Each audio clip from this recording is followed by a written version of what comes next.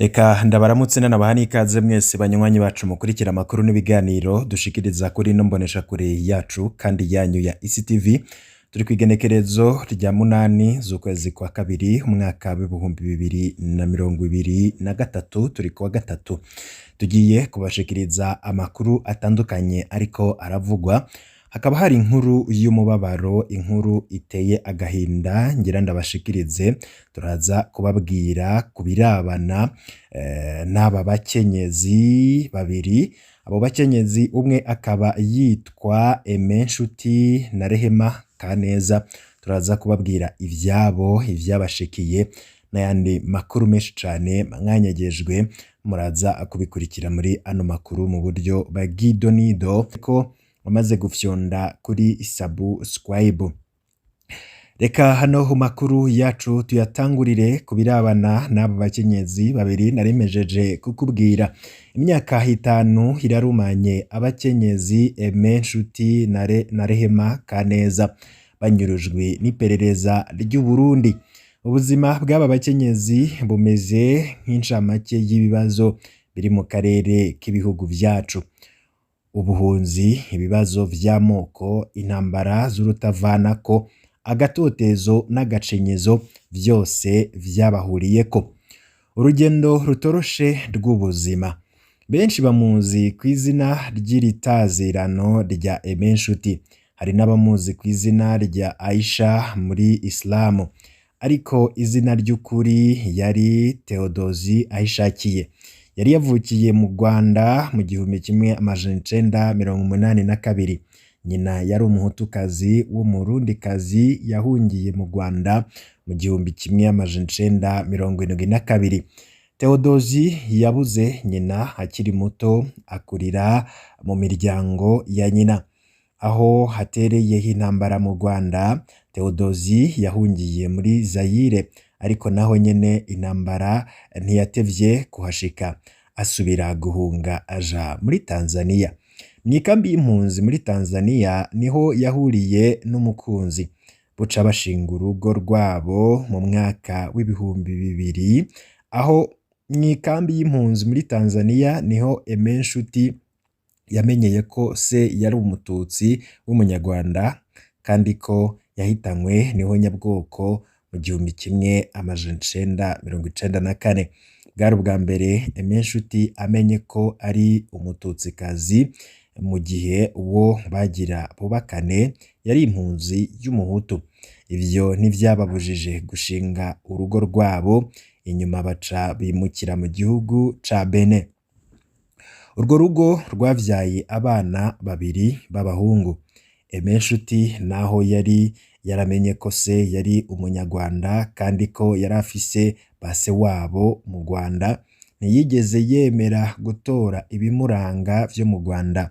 Yamye yiyumvamwo ko ari umurundikazi. Mbere mu Burundi yari mu mugambwe CNDD-FDD.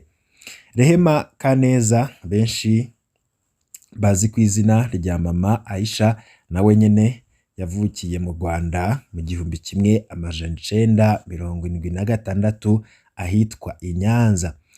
We amakuru dufise avuga ko nyina ari umunyarwandakazi, se akaba umurundi.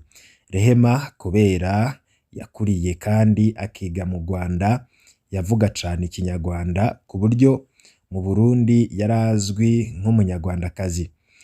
Mu 1994 umuryango wiwe wahunze intambara mu Rwanda baza kuba mu Burundi, ari naho Rehema Kaneza yaronse umugabo w'umurundi.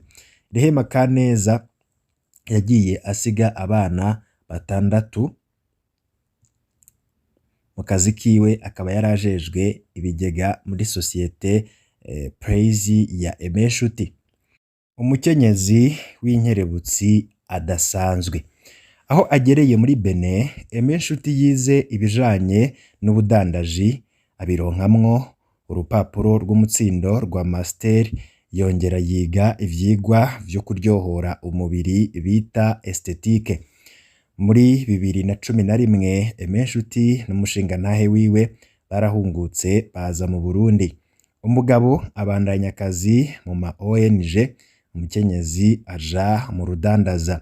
Baciye bashinga sosiyete yitwa Praise yari ifise ibisata bitatu birimwo salon de coiffure y'abakenyezi yitwa Praise yari mu gisagara hagati, Institut de Beauté yitwa Praise yari mu Kigobe, be n'ikirabo Praise gifatanye na salon de massage cari hagati ya Cercle Nautique n'ikibuga Perezida Nkurunziza yakunda gukinirako umupira hepfo y'aho bita kuri La Tempete.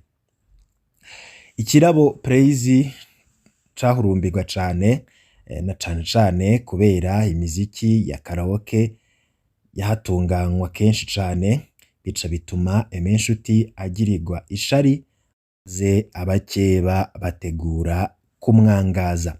Mu bakeba harimwo umujenerali avugwa ko yoba yari mu bafise inyungu muri Cercle Nautique, nuko barementaniriza Nshuti ko ari umunyarwandakazi akorana n'iperereza ry'u Rwanda kandi ko yoba akorana n'abashaka kugandagura Nkurunziza mu gihe aba aje gukina agapira.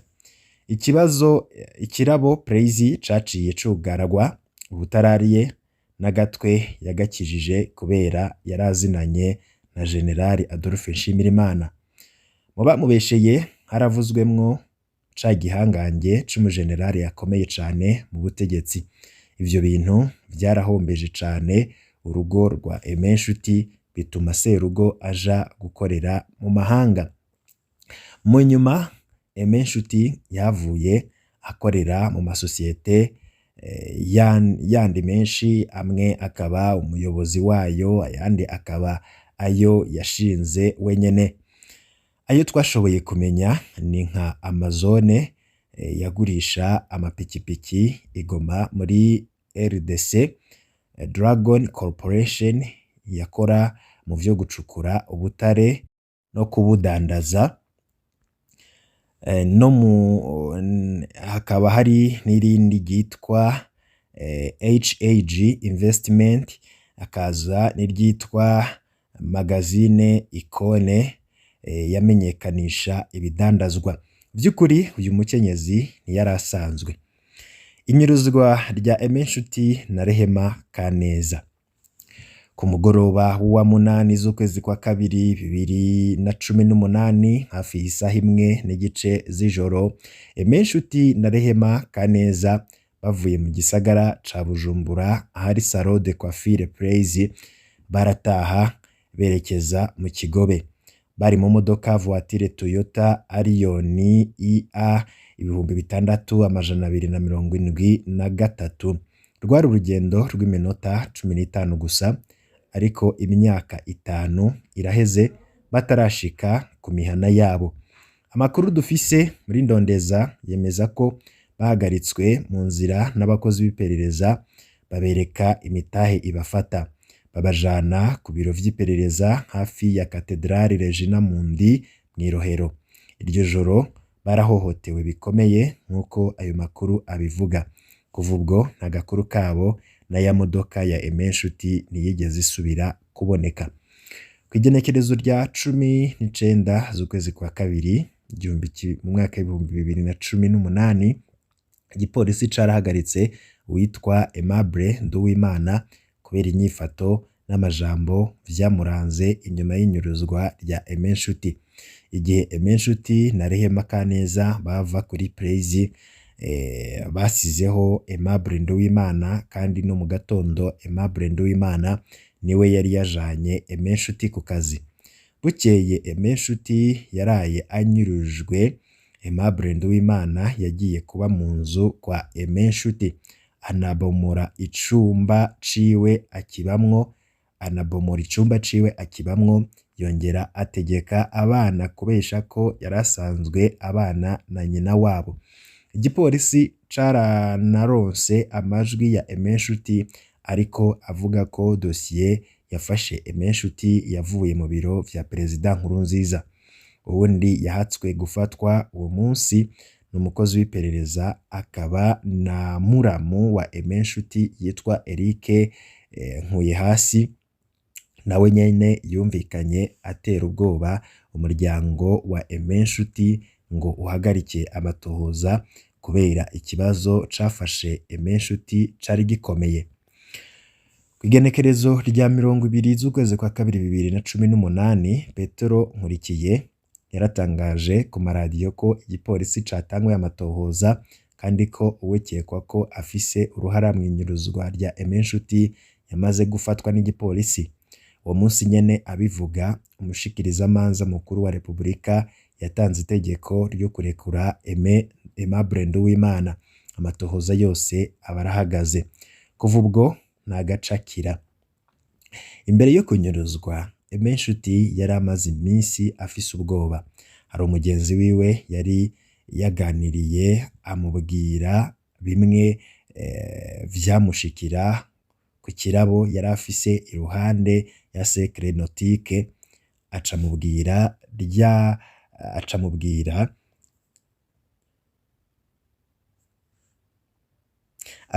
rya bara yambitswe ko ari umusuma w'urusaku w'u Rwanda, ibara yambitswe n'umujenerali akomeye cane gose mu butegetsi bw'u Burundi. Aimable Nduwimana nawe mu vyo yavuze harimwo ko hari inama y'abarwizatunga Perezida Nkurunziza yaheruka gukoresha mu Cibitoke, hama Aime Nshuti arayitaba kubera yari mu bacukurayo ubutare. Niho hoba haravuye ko bamwibaza ko uwariwe, bica bisubira gukwega ryabara yambitswe na generale.